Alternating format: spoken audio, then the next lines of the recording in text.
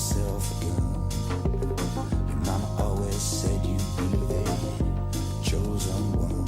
She said you're one in a million. You got to burn the shine. You were born under a bad sign. You're the blue moon in your eye.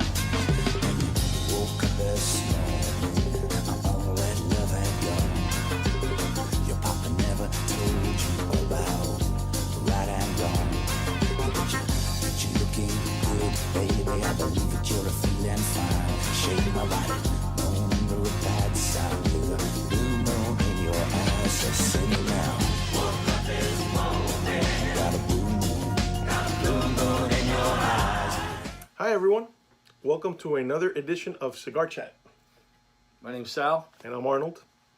And tonight we're going to talk about the New Jersey mob. New Jersey mob, the DeCavalcante family, which obviously I'm a Jersey guy, so this is a lot of fun. This is part of your, this is the neighborhood you're from. That's right. I mean, they originally started out in obviously northern New Jersey, which is where I'm from. Particularly though, they started out in Elizabeth and in Newark, which are two neighboring towns right by the airport. Anybody who's been to Jersey knows that that's like right by the airport. But of course, that whole northern New Jersey area, they were was it amazing? Prevalent. Mainly in Elizabeth. Yeah, mainly in Elizabeth and Newark. And Newark. Newark had a huge Italian Surrounding areas, yeah. right? Yeah. They had a huge Italian community, and one of the best bakeries in all of New Jersey is there, which is called Calandra's. And they used to actually, Calandra's used to cater a lot of the pastries and desserts and stuff like that, and food, actual food for the Sopranos when they were being filmed on location. Has your family ever went to that restaurant? Oh yeah, Calandra's bakery, is really? It's really famous, yeah. Really? Wow. Well, actually, a good another good place which I'm going to make honorable mention of is Natoli's Deli, and that's in Secaucus, and that's a great place not only for many reasons, but Steve Natoli, the owner, is married to my cousin, and I haven't seen Steve in a long time, but he's a great guy. He just runs a great little deli there, makes all sorts of Italian food, heroes, pizza. He's been there an awful long time. And the people don't know who Secaucus is. That's in New Jersey. Yeah, Secaucus is in the Meadowlands. I was born in Secaucus, so I'm a Secaucus guy. Union City raised, Secaucus born. I'm a Brooklyn guy. I'm just here. But you're over here on this side now. You're over here now. I'm on this side now. He's on the other side of the Hudson River here. I'm the Brooklyn guy. At least for tonight. Jersey guy. At least for tonight. Just for tonight. I'm a Jersey guy tonight. But anyway, just to give you guys some history on the DeCavalcante family. Like I said, it was started mainly in Newark and in Elizabeth. They always maintained strong relations with the five families in New York. And they were founded by a guy named Stefano Badami back in the early 1900s. But the actual name itself of the DeCavalcante, it comes, or it was named after Sam the Plumber. So, Sam the Plumber DeCavalcante, who took over the family in 1964. Claimed he was an Italian royal, a.k.a. nicknamed the Count. Yeah, they used to call him the Count. Plumber. They used to call him the Count or the Plumber. He had several nicknames. Mm-hmm. Now, what's interestingly is, or what's interesting about him is, he was involved in a lot of different rackets out there in Jersey. He was Gambling, loan sharking, labor racketeering, which is a big one because of all the government or the union contracts in Jersey.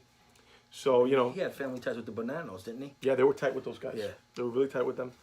The FBI actually tried to get him back in the '60s during the Valachi investigations, and that's when Joe Valachi became a rat. Yeah, but nothing ever really came of that. Eventually, they did get him for, I think it was extortion, and I think that was back in '69. And Sam the Plumber actually went to jail, but they released him back in like 1975. And then a couple years later, he moved to Florida. So that's our Florida connection. He ended up going to Miami Beach. And interestingly enough, he was going to come down here and open up a hotel casino. But the licenses, for casinos never happened during that time in Florida. Obviously, we still don't have real casinos, but we got like the Hard Rock. But that's owned by Indians. But it's on Indian land, so that's a whole different thing. Yeah, it's a different thing. So like the mob never really got that action down here in Florida. The more the Indians got, because it was Indian land too. Exactly. That's why. But he ended up coming to Miami Beach, and that's where he ultimately passed away. Interesting note here too. The Sopranos, my favorite show, your favorite show, yep, was also loosely based on the DeCavalcante family, and obviously it was filmed in New Jersey. And Tony Soprano was the boss, and I like those. I still watch them. I we were watching it today here in the shop. Season 1 all the way again. I can keep watching it. I think those early episodes were like some of the best. They were ones. the best ones. Yeah. Gandolfini was like one of the best actors ever. I mean, I don't think they could replace him and restart The Sopranos again. They can't. And you know what's funny is a lot of those guys. The only one I could say that might be able to take over for him is the one from the old Gotti. The old Gotti. Armand Desant. Yeah, he was a good actor. He was sheer talent. He's an amazing actor. Yeah. Amazing actor. I didn't like the new Gotti though, with Travolta and stuff. Nah, I didn't care for it. Travolta just ruined it, I think. And you know what's funny is the DeCavalcante families were also, in the 90s, they were, before the whole John Gotti thing, they were pretty tight with Gotti too. Because there was another guy who became acting boss later, which I was going to mention. His name is Vinny Ocean, Palermo. And Vinny Ocean is kind of like the Tony Soprano character. But anyway, Vinny Ocean, the Gambino family, a.k.a. Gotti, he needed to do a hit on somebody in New York. So he had Vinny Ocean, go do the hit. Do the hit. Now the funny thing that about thing was sold for $1? Was that the hit sold for? The thing that sold for $1? No, that's something else. We're going to cover that in a minute. Sorry. Yep. But let me just say this. What's funny about Vinny Ocean is in The Sopranos, you know how Tony Soprano has a strip joint? Yeah. Okay, so did Vinny Ocean. Bada bing. Right. Well, Vinny Ocean's strip joint in Queens was named Wiggles. Yep, Wiggles. Yeah. So I think that's like the funny connection there, and that's funny. How they did several things. Wiggles from Bada Bing. But Bada Bing was a better name, I think. Bada Bing was actually out there in Jersey. God, what the heck was the name of the Bada Bing club? Satin Dolls. It's called Satin Dolls. Satin Dolls, huh? And it was still there. I mean, as far as I remember, it's still there too. Wow. Yeah, Satin Dolls. But anyway, so you know they took a lot of stuff I think from the factual information, and then that's how they were able to make the show. Tony Soprano character and everything else. But anyway, so after Sam the Plumber moved to Miami, this guy named John Riggy, the Eagle, his name was the Eagle. The Eagle. He was the one that took over the family. And eventually he ended up going to jail too. So they just went through a lot of different, I don't know, I guess a string of bad luck over there in Jersey. A lot of these guys ended up going to jail. Some became government informants. And little by little, the family kind of lost power. And then John Gotti and the other families in New York, they recognized that they were losing a lot of power, that the DeCavalcante family was losing power. Right. So they kind of went into Jersey, and they started picking up a lot of the rackets. And even though the DeCavalcante family is still active in Jersey today, it doesn't have the muscle or the power that it used to have. No. It's sad. Yeah, well, it's you sad. know. Well, the people that took them down, the rats and inside rats and stuff. I mean, I feel like all of our stories are always the same because they kind of end up the same way. Well, it's the same. A family, any family's the same. Pretty much goes through these things. You know what I mean? But yeah, that's just the way it goes. You don't know people, and you bring them in, and they rat on you. That's right. Now, here's just a funny few tidbits of stuff, right? One of the soldiers in the Cavalcanti family was a guy named Carl Corsentino. He was a soldier in the family. Okay. Now, you know what he did, right? He owned funeral homes. He owned funeral parlors. Now, he was the creator of this famous Jersey method, which I like to refer to as, like I said, the Jersey method. And it was called the double-decker coffins. You know what that is? Yeah, they put an 80-pound woman in there, and they friggin' weigh like a ton. What they do is they create a secret compartment in the coffin. And then back in the day, whenever they had to dispose of a body that got whacked, they would go ahead and put that body in with the person that was actually that died, that like legitimately died, and they had to bury that person. Think about it. It was smart. It was smart. They got rid of a lot of bodies that way. That was and smart. Like, nobody knew about it. Years later, you know, the comments and double deckers and everything else. But the funny thing, the joke is, sometimes people would go to their grandmother's funeral, and like grandma was only 80 pounds, and the pallbearers are carrying this coffin. And it weighed a freaking ton. They just were like, probably like, told my God, what the buying hell? quality. What the hell happened to grandma? I mean, did she like all this water weight or something, Yeah. or is it a brass coffin or some shit? It's quality. It was just a funny thing. So obviously that happened quite a few times. That was started like in the 20s and 30s in Jersey. And like I said earlier, in the 90s, Vinny Ocean, a.k.a. Vinny Ocean, Vinny Palermo. He became the acting boss. Yep, he was underboss, and then he became acting boss. But he became government witness in 1999. Right, exactly. And Johnny Boy Diamante Also acting boss. Well, that he became Johnny Boy D'Amato was acting boss D'Amato. before Vinny Ocean, but unfortunately there was rumors that he was gay, and he was a captain in the family. Just going by what the Sopranos movie. And he got taken out too. He got whacked. Right. Nobody knows who whacked him, but sources say that it was within because of the whole thing with And he was a captain him too. being gay, right? And that's like you said, that's where Vito Spatafore in The Sopranos, where they got that inspiration for that character. Yeah. You know, because it's like, you know, it was an insult for these guys to have, you know, a gay family member, obviously, Supposedly. in the whole Yeah. gay or I mean the whole mafia thing. You know? Yeah, it's supposedly that was. So anyway, so you know the family still operates, but like I said, at a much smaller scale these days.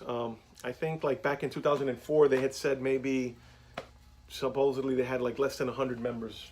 You know, who knows? I mean, I know that they're still out there in Jersey doing a lot of different rackets and stuff like that. But let's face it, the federal government has come down hard on, you know, mob related activity, and I mean Jersey was like the epicenter of like. They need to leave them alone. Yeah. What are you gonna do? Neighborhoods were good. I mean, I'll tell you, in Union City, we had mob activity there. We had all over Hudson County. I mean, I was born in Hoboken, or I'm sorry, I was born in Secaucus, and you know that whole area there's just Yeah, just like even was back in mob, Brooklyn, yeah. bro. I know this is a Jersey thing right It's a now, but Jersey in thing. Brooklyn, neighborhoods were good back then. They were safe. They were safe. You know, the They- mob. I'll tell you a story. I remember back in like '86. Oh, you looking in that window again? Who's that guy? Who's that? Who's that? Who's that? Who's that guy? In '86, I remember they stole my dad's car. He had bought a brand new car. It was I'll never forget. It was a Chevy Blazer, and I don't know if you guys remember, but up north, if you had a car, you had to go outside, turn it on, let it warm up, let the heater get warm, and then after a few minutes, then you left. That's Yep. just typical up there. Well, anyway, he goes outside, turns the car on, so it can warm up, and a few minutes later, he comes back outside. The car's gone. Yep. He's like, "Oh my God, what the hell happened to my car? Tell me Somebody stole my about that. freaking car." Yeah. So he went down to the Warriors Club, which is the little club I told you guys about That's in the mob dome. former episode. Yeah, it was a little Italian social club right on my street on 42nd Street, almost at Park Avenue. And I used to be, always as a little kid, I would hang out there and see what the old guys were doing, and it was always cool. 'Cause they were playing cards and talking and having espresso, and which, by the way, Who's that guy? who's that guy? Who's that guy? Let's have an espresso, Sal. I think I'm gonna have a little cup of espresso right now while I tell the story. Salute. Salute. Gin Don, baby. Gin Don. And there's one thing that always brings the Italians and the Cubans together is their coffee. Exactly. I'll tell you a funny story about that later on, but This is a good coffee. the best. Anyway, make a long story short, It's a good espresso. thank you. He goes out, the car's not there. He says, "What the hell's going on with the car?" So in that neighborhood, everybody knew each other. Everybody was tight.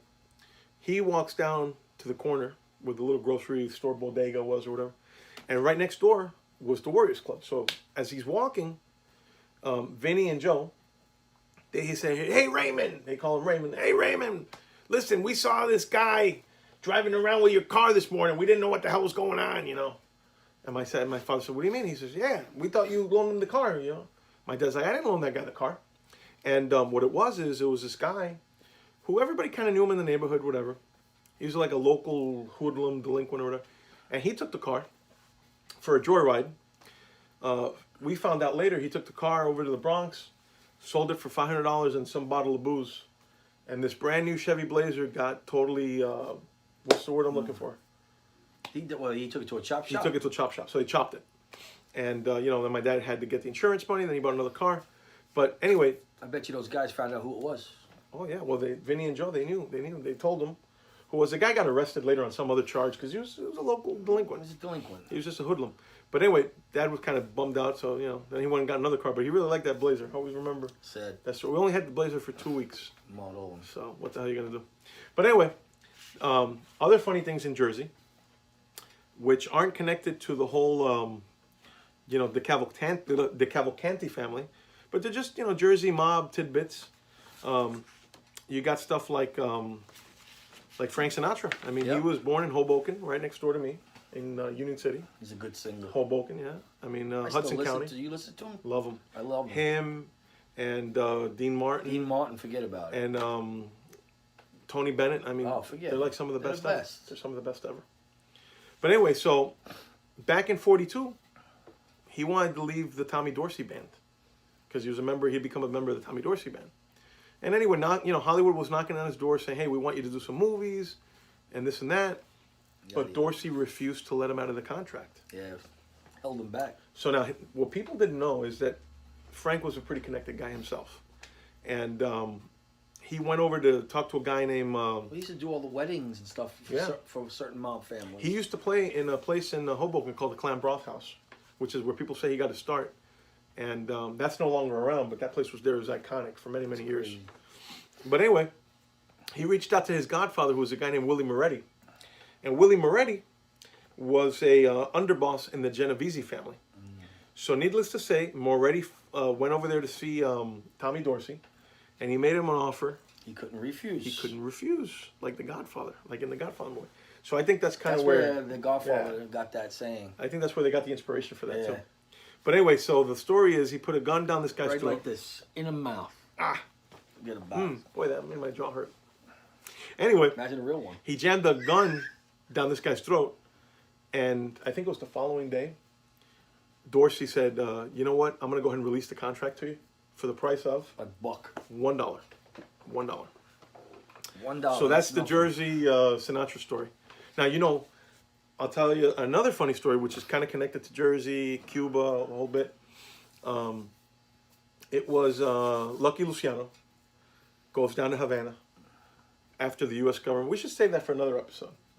We'll save it for another episode. But anyway, Sinatra flew down to hang out with Luciano, and they had this huge party at the National Hotel Nacional in Havana, and all hell broke loose. Yeah, it was a big blowout. But we'll save that for another episode. But just to, it's just funny that, Sinatra was involved in a lot of these. Yeah, he was. Involved with a lot of guys, and he knew a lot of people. And he was very respected. He was very respected. His favorite place in New York City to eat was a place named Patsy's. Yeah, Patsy's. Yeah, and Patsy's is actually still there.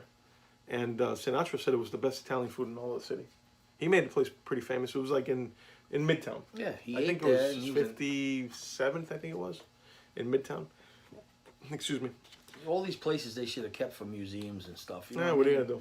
Would have been nice. But, people are fascinated with the whole mob thing, but I don't know. History. It's history. But a lot of times, a lot of these people, they didn't know how popular it was going to be and stuff. I guess not, but it's history, man.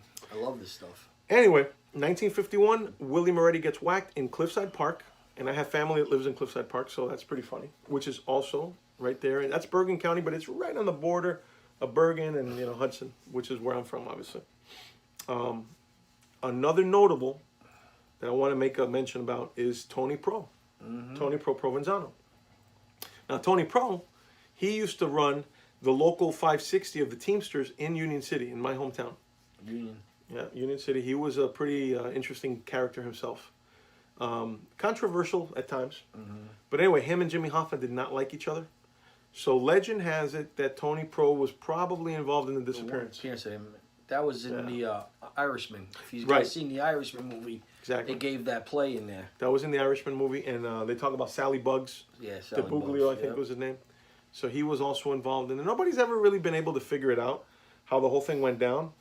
But some people always used to joke about it, that, Hoffa was buried in Giant Stadium, 50-yard line or something. Who the hell knows? Who knows? Nobody knows. Some people say that he got chopped up and he got disposed of in upstate New York. They put him in one of those tree grinders or whatever. Yeah. Who knows? So we really don't know what the hell happened to Jimmy Hoffa. He's never been found. No. And there's nothing that you can do about it. Rest in pieces. In pieces. That's where he was. Rest in peace. They put him in pieces. But chances are one day somebody will talk and we'll have better information. Or maybe with all this DNA stuff that they do now. I think they had enough rats out there. They don't need nobody ratting. But anyway, needless to say, obviously I'm a Jersey guy. I'm passionate about the whole Jersey thing, the Mafia, the Jersey stories. We do this we love the history of the mob. We love the history. Is there anything you want to add about this? No, I love it. I love talking about it. It's great. And you know something? We've had a really long day today. Yep. A lot of folks came through the shop. I think I'm going to go to Angelo's and get a slice of pizza. How about you? Let's do it. With that being said, everybody, I hope you guys enjoyed our Jersey stories. But you know what? One final thing we're going to do is we're going to fire up a cigar. And what are we going to do tonight, Sal? This is the Serafin Barber Pole. This is a Toro size, and it is our barber pole, 2 wrappers, which is actually, here's the cutter. Thank you. It's a very enjoyable smoke. I like to smoke a lot. I find it to be pretty mild. Yep, mild. I'm going to fire it up so you guys can see.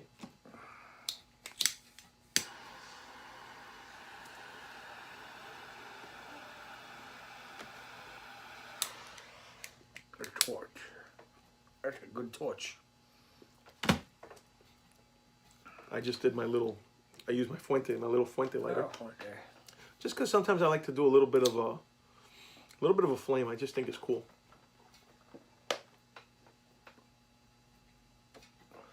It's a beautiful thing. It's nice and mild. I like it. They blow a lot of smoke, don't they? Yeah, it's beautiful. It's good. They have a lot of flavor. Good burner to them too.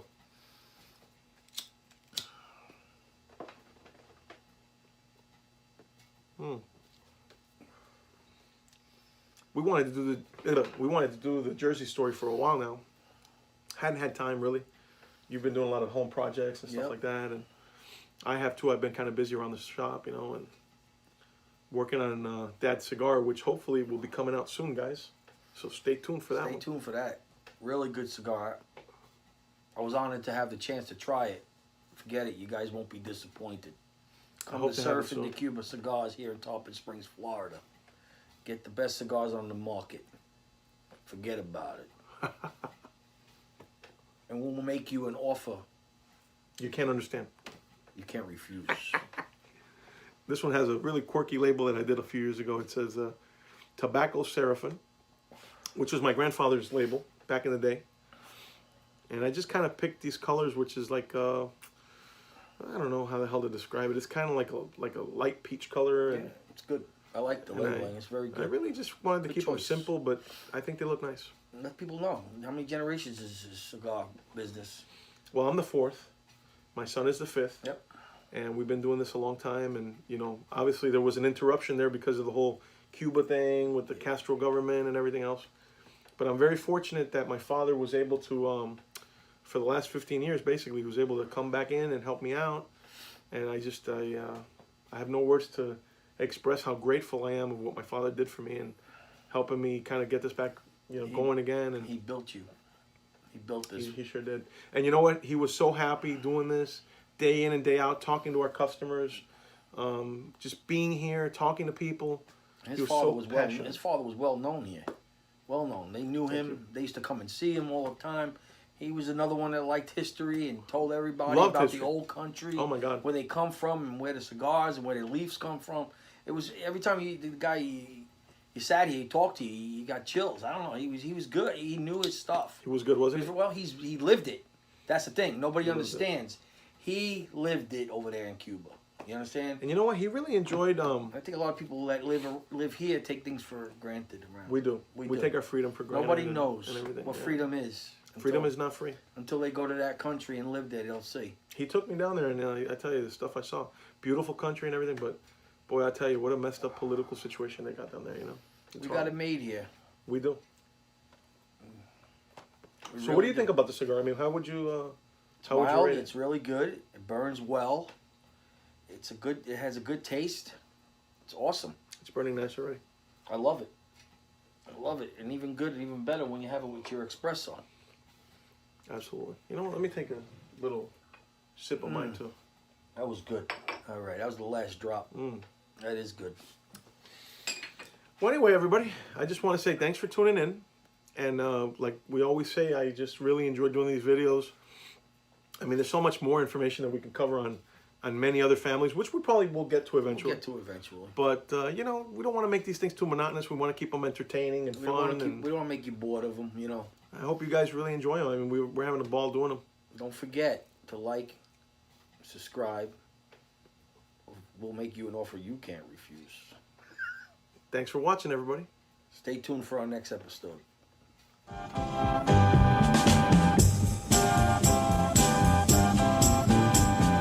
Working my way back to you, babe, with a burning love inside.